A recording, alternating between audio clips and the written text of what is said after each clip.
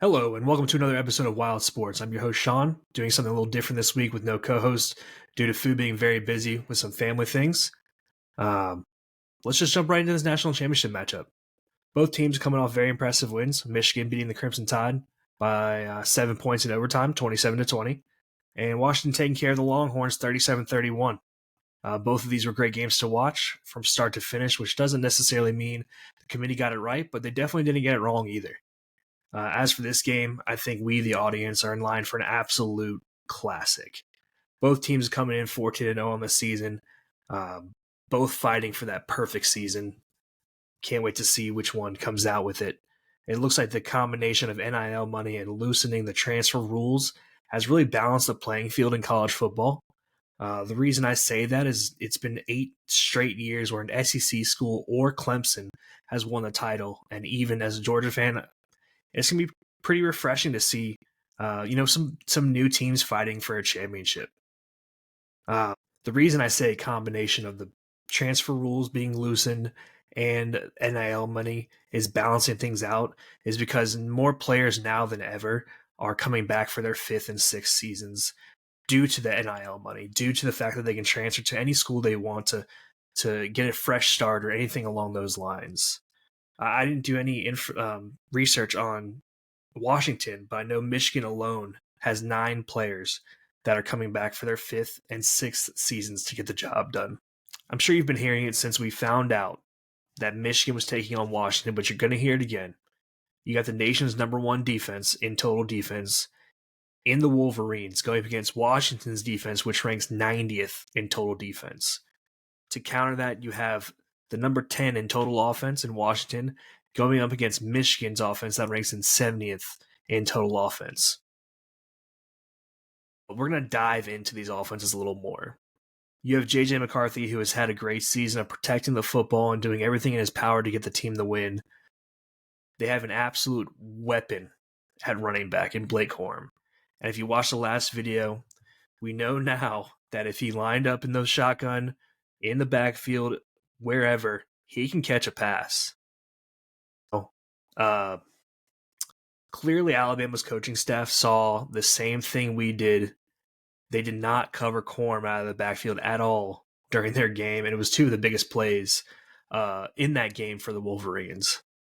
Furthermore, I expect to see them target Roman Wilson a lot.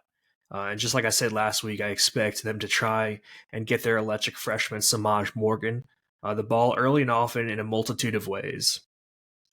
We will see what kind of counter Washington's defense has for all those playmakers.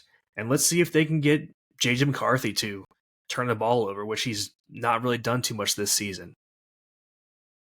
But let's get talking about this Washington offense now. You can't start talking about the Washington offense without starting the conversation with the Heisman runner-up, Michael Penix Jr. When I say that McCarthy has done everything in his power to get his team the win, I mean it so much more when speaking about Penix.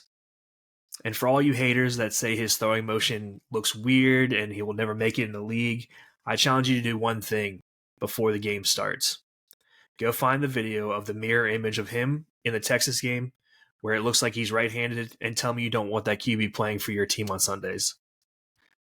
You don't become the Heisman runner-up without some help, though. And he has some serious weapons of his own. You have a banged-up Dylan Johnson who very quietly has more rushing yards than Blake Corum on the season.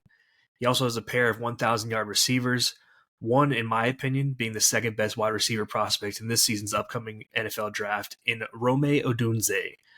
It's a pretty fun name to say, too. All that being said, how do I see the game going? And just in case you missed last week's predictions in the semis, I'm going to say it again. I'm all for that Big Penix energy, and I think even against the nation's top defense, he finds a way to put up enough points to beat the Wolverines and bring a championship home to Washington. Texas had a great defense too, but sometimes when you have the weapons he has, as much of a weapon as he is himself, it just doesn't matter how good of a defense you are.